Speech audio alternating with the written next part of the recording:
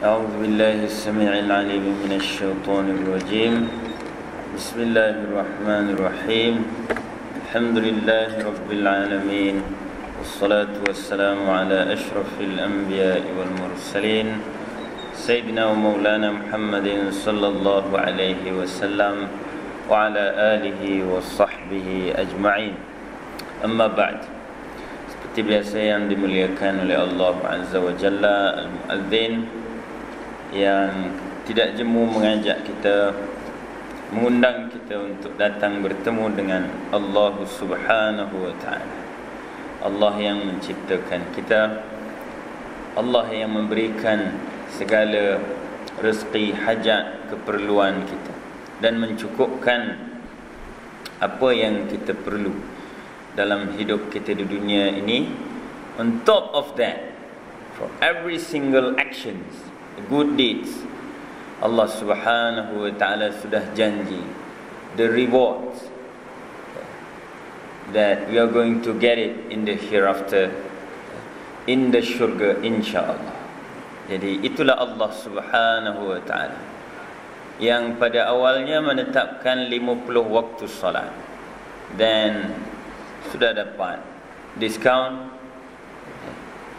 jadi 5 waktu. Mudah-mudahan Allah Subhanahu wa Ta'ala mengurniakan pada kita solat yang khusyuk. Kerana bila kita dipanggil hayya 'alas salah, marilah solat. Hayya 'alal falah, marilah menggapai kejayaan.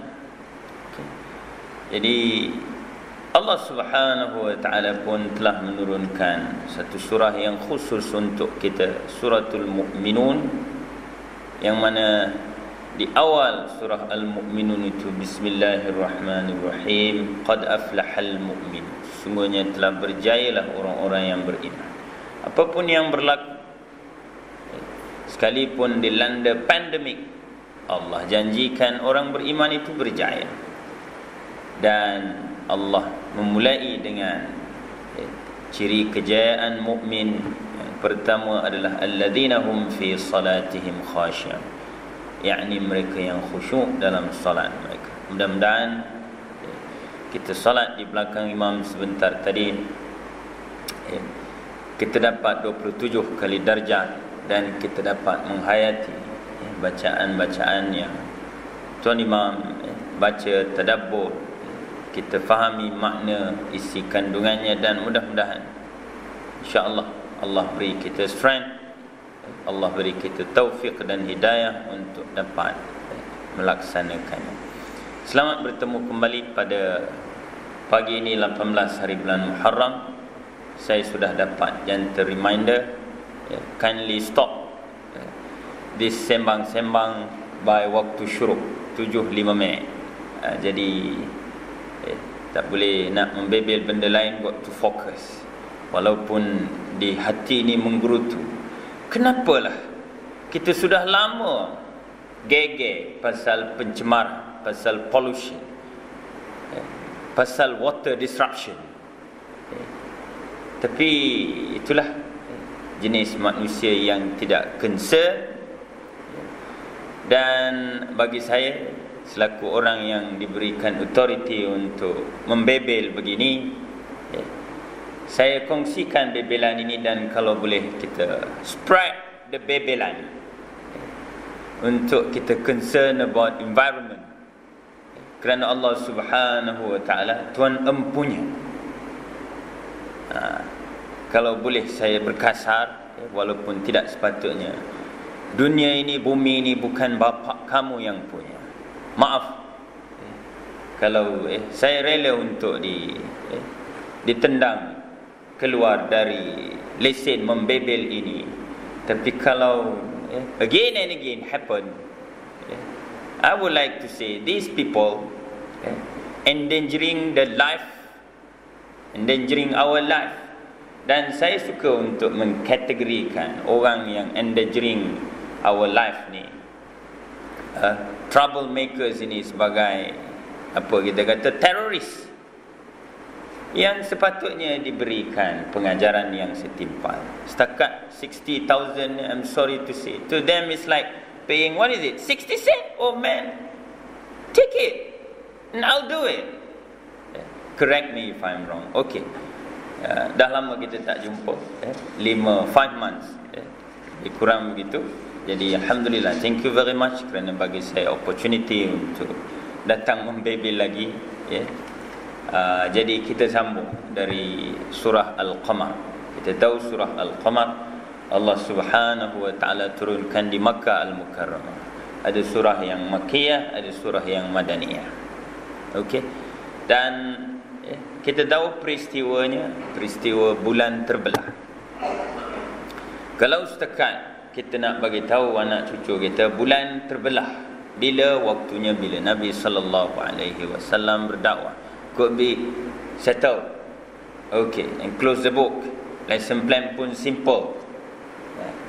Tapi di situ ada pengajaran yang perlu kita kongsikan. Betapa keras kepalanya musyrikin Makkah, masyarakat Arab jahiliah ni. Sudah terang lagi bersuluk. Macam pepatah Arab yang saya sudah bacakan pada tuan-tuan dalam siri pertemuan 5 bulan lepas. Apa dia? Walaysa yasihhu fil adhani syai'un idha ihtaja an-naharu ila dalil. Kan? Saya ingat saja-saja je orang Melayu letak perumpamaan sudah terang lagi bersuluk. Rupanya Arab pun ada. Maksudnya apa tadi? Tak adalah apa-apa yang benar.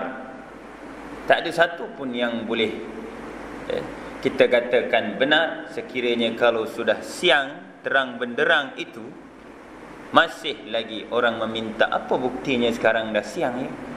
Kamu tidak nampakkah itu matahari bersinar terang benderang? Kamu tidak nampakkah lagi? Masih lagi minta, apa bukti dah siang lah. Don't you see this, observe this? Macam tadilah orang mencemar, orang bikin onar, masih minta bukti lagi. Oh man, this is not the first time. Jadi dia begitu. Anyway, jadi berbicara tentang awal surah Al-Qamar ini yang Allah Subhanahu wa taala mulakan dengan verb past tense, iqtarabatis sa'atu wa insyaqqal qamar. Saya pun dah berikan contoh tempoh hari.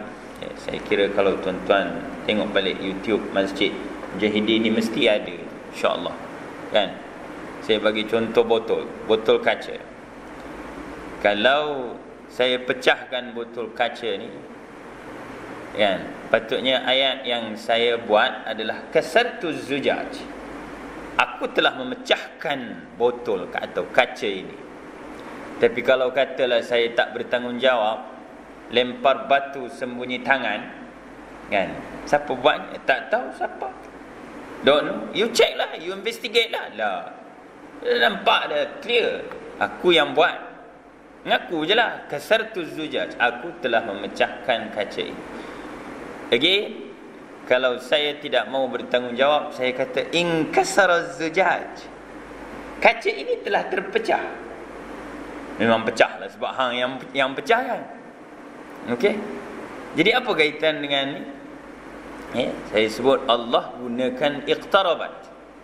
Telah dekatlah waktu kiamat itu. Tidak perlu ditanyai lagi. Siapa yang bikin dekat?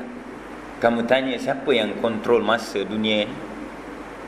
Yang kita count, kita ada jam kita masing-masing. Tengok jam tu 24 hours. Itu kita guna. Dulu ada jam matahari, right? Ada jam pasir. Sekarang ada 24 hours. Kan? Jadi itu kita mengukur. Allah beri kepandaian pada kita alat, untuk cipta alat untuk mengukur masa. Tapi the time itself controlled by Allah Subhanahu wa taala. For example, hari ni syuruk 75 minit. Kita boleh ni ke? Make it fix 75 minit syuruk. Tak kan? Kadang-kadang cepat, kadang-kadang lambat. Subuh pun begitu, 5.40, ada pukul 6, ada pukul 6 10 minit. Depends on the movement. of the sebab kedudukan kita ekuator sini, khatulistiwa, ada tempat yang dia kena puasa 22 jam. Kita sini more or less berapa jam? 10 jam atau 12 jam. Tu pun kita dah suffer. So all of this thing fully controlled by Allah Subhanahu wa taala. That's why bila Allah kata iqtarabat, telah dekat, kita tidak persoal dekat tu macam mana. Nak kena buat filem ke? Kiamat tahun 2020 dah. Kan? Belum kiamat lagi. Yang datang adalah pandemic COVID-19. Kan? Again, this is something that macam tadilah. Tidak perlu ditanya lagi siapa yang mendekatkan. Tak perlu tanya siapa yang pecahkan. Dah nampak dah, aku yang pecahkan kaca ni. Jadi muslimin yang dirahmati Allah Subhanahu wa taala, same goes to insyaqqal qamar. Terbelah bulan tu. Allah kata, tak payah tanya siapa dia belah. Nabi Muhammad ke yang belah? Nabi Muhammad tidak pergi ke bulan untuk menggergaji bulan itu untuk terbelah menjadi dua. Tetapi it is the Almighty God, the Creator, Allah Azza wa Jalla, Al-Khaliq, Sang Penciptalah yang menjadikannya terbelah dan bercantum semula untuk menjawab cabaran-cabaran yang diajukan oleh musyrikin Makkah. Kan?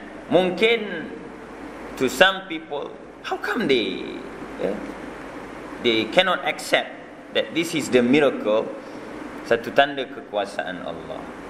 Itu amat-amat tidak menghairankan sebenarnya melihat kepada attitude mereka.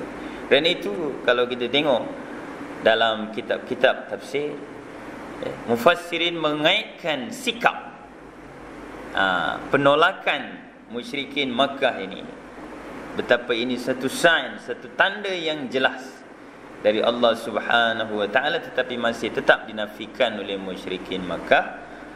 Okey, buktinya antaranya menerusi surah Al-Isra.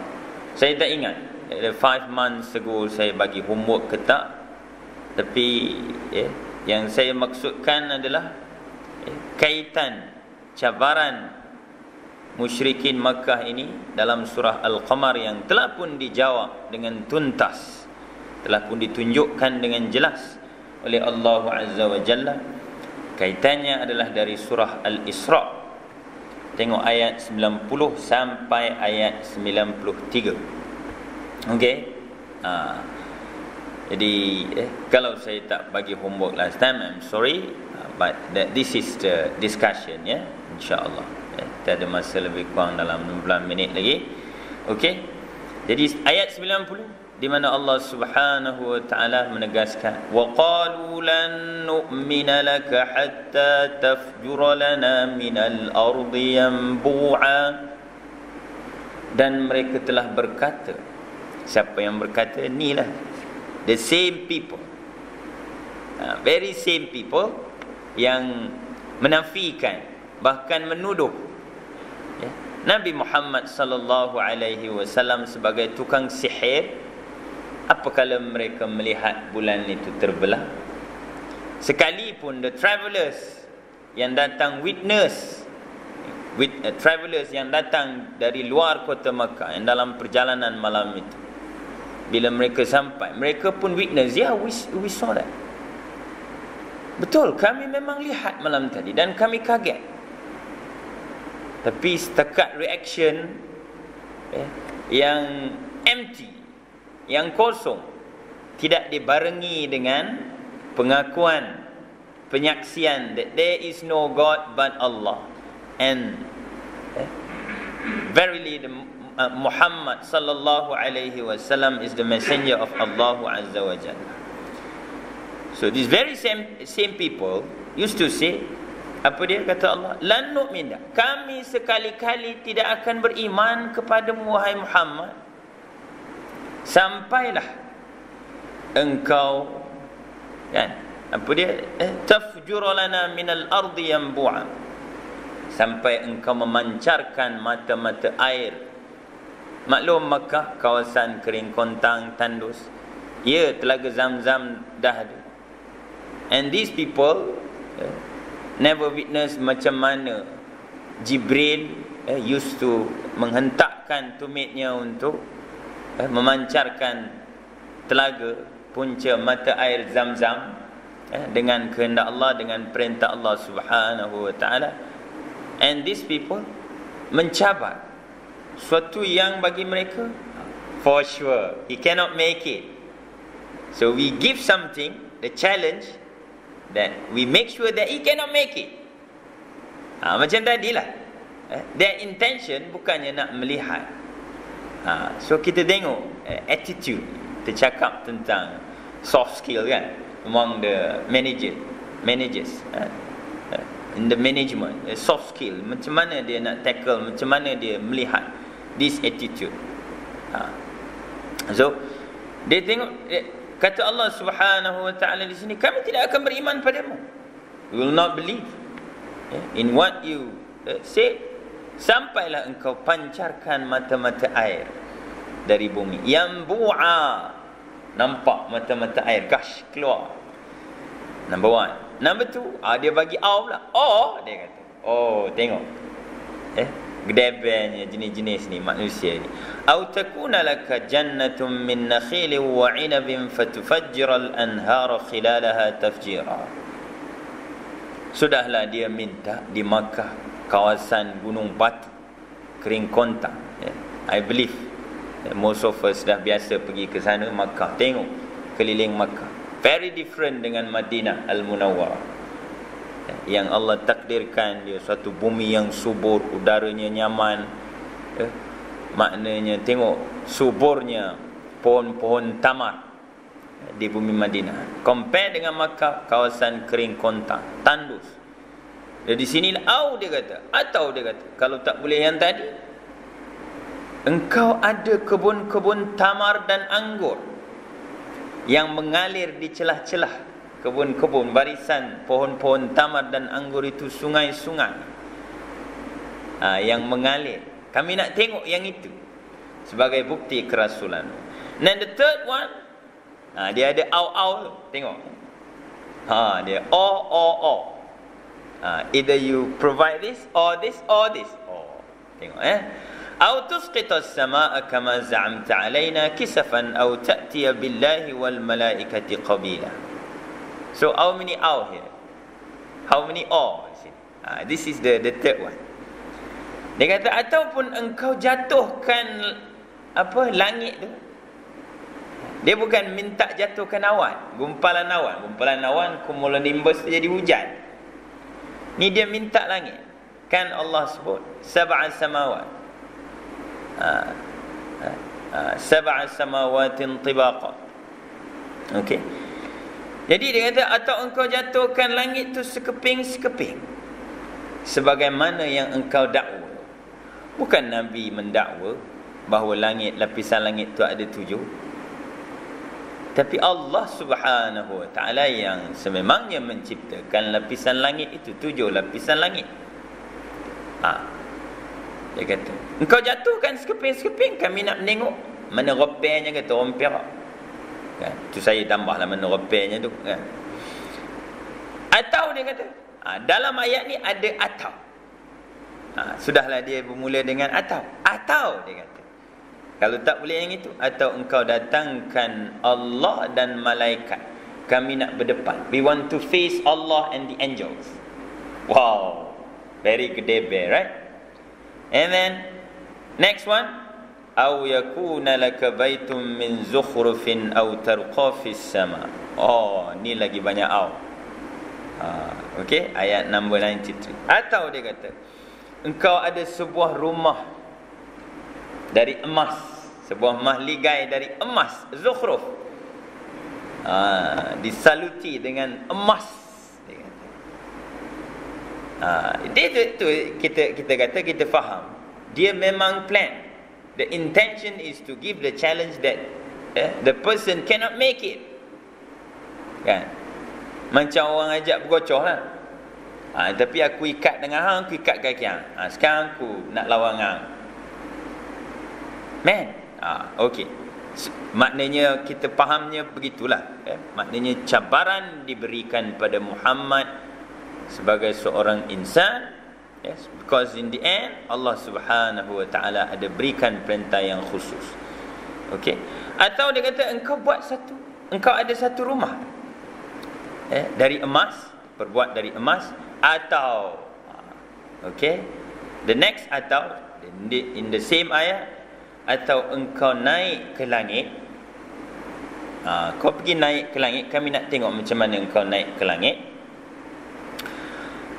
Dan dia kata kami tidak akan beriman lagi kiranya kami menengok engkau naik ke langit, hatta tunazzila alaina. Sekalipun dah nampak Nabi Muhammad tu naik ke langit, kami tidak akan sekali-kali beriman sehinggalah engkau bawa turun satu kitab. Yang sedang hampa baca ni, yang sedang hampa lihat ni, yang sedang disampaikan oleh Nabi Muhammad sallallahu alaihi wasallam ini, bukan kitab lah. Jadi dia kata, sampai engkau turun, bawa kitab yang kami baca, yang kami boleh baca. Sebab Nabi Muhammad tidak pergi berjumpa dengan Allah Azza wa Jalla, terima satu kitab 30 juzuk, 114 surah, 6236 ayat, bawa turun kemudian bagi. Tidak begitu. Tapi selama 23 tahun Jibril every now and then come to our beloved Prophet sallallahu alaihi wasallam dan menyampaikan wahyu Allah. Sampailah lengkap 30 juzuk, 114 surah, 6236 ayat. You see. So in the end, in the same ayat Allah said, "Qul," just tell them, "Subhana Rabbi," Maha suci Tuhanku. Setakat cabaran-cabaran, suruh buat rumah, suruh pancarkan mata air, suruh bagi Nabi Muhammad kebun-kebun tamar dan anggur yang mengalir di celah-celahnya sungai-sungai. What is this? Allah janji syurga yang mala ainun ra'at wala udhunun sami'at wala khatara ala qalbi bashar, yang mata tak pernah tengok. Ini semua very easy for Allah Subhanahu wa ta'ala to give, to provide. Tapi syurga tu yang Allah Subhanahu wa ta'ala sediakan, apa yang tak mampu untuk difikirkan nikmatnya itu tadi, hebatnya nikmat itu tadi. Sehingga kan Allah Subhanahu wa ta'ala menyebutkan dalam surah Ali Imran, "Wasari'u ila maghfiratin min rabbikum wa jannatin 'arduha as-samawati wal ard u'iddat lil muttaqin."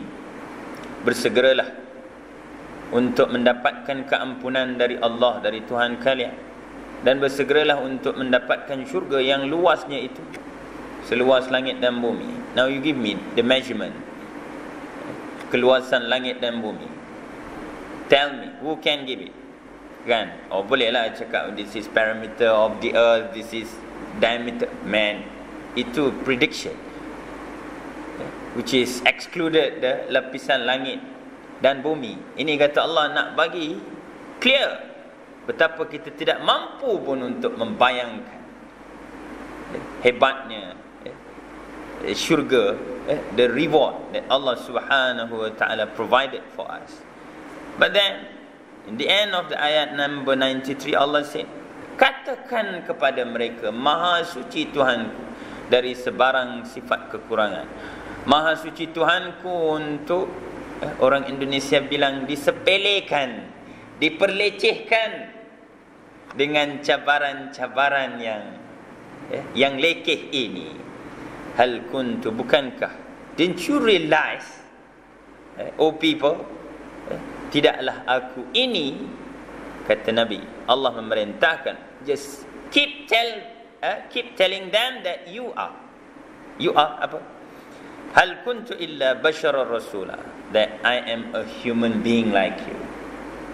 Dan itu again and again, sebagaimana selalu kita ulang-ulang dalam misi dakwah kita, misi kemanusiaan, kita hendaklah menegaskan, to convince everybody in this world, apa yang pernah dipersoalkan oleh musyrikin Mekah again dalam surah Al-Furqan, di mana mereka tadilah memperlekehkan Nabi Muhammad sallallahu alaihi wasallam dengan mempersoalkan persoalan, wa qalu ma li hadzal rasuli ya'kulu at-ta'ama wa yamshi fil aswaq. Dan mereka pun berkata, mereka mempersoalkan, apalah ada pada Rasul ni, kata messenger of Allah, dia pun makan juga macam kita, dan dia pun berjalan pergi ke pasar mencari keperluan macam kita. So jawapannya tadi kemanusiaan. Yes, Allah Subhanahu wa taala beri Nabi Muhammad mukjizat, air mengalir keluar dari celah-celah jari Nabi sallallahu alaihi wasallam, makanan yang untuk 2-3 orang, tapi Allah beri barakah, blessing sampai boleh dimakan lebih dari 1000 orang, dan contoh-contoh mukjizat yang lain-lainnya, termasuklah bulan terbelah ini. Namun demikian, kita melihat inilah bagaimana musyrikin Makkah yang memang every now and then fikiran dia, yang macam kita baca cerita Abu Jahal, dia plan, dia punya nasiah ni, frontal lobe tu dia guna. Allah kata apa dalam surah Al-Alaq, kalla la illam yantahi lanasfa'an bin nasiyah nasiyatin kadhibatin khati'ah. Nasiyatin kadhibatin khati'ah. Nasiah dia tu, frontal lobe dia tu, dia guna untuk plan jahat, untuk berbohong, untuk manipulate, untuk merancang tipu daya bagaimana untuk menjauhkan message yang dibawa oleh Muhammad sallallahu alaihi wasallam dari pemikiran manusia.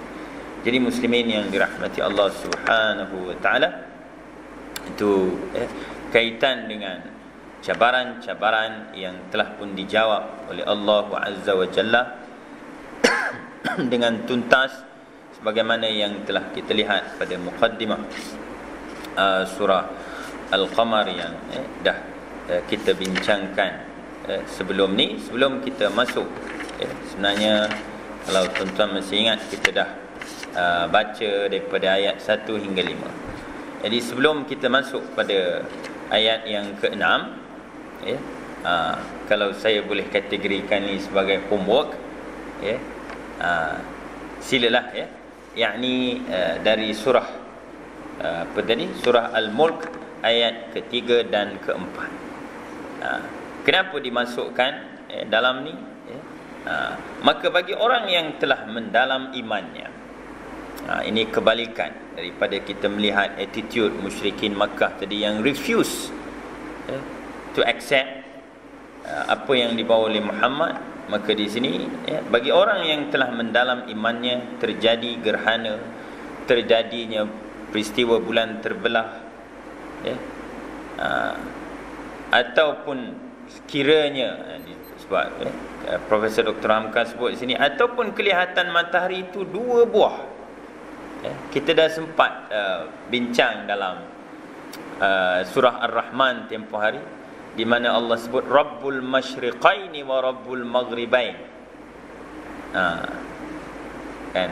Saya yakin kita clear lah, sebab sebelum ni ada orang tanya, macam mana ada 2 timur, ada 2 barat? Allah sebut dalam surah Ar-Rahman tu kan, macam mana ada 2 timur, ada 2 barat? Maknanya Allah nak bagi tahu tentang perubahan. Macam tadilah kita kata, mana boleh fix syuruk pukul 7:05, ada nak kat syuruk dah, I have to stop.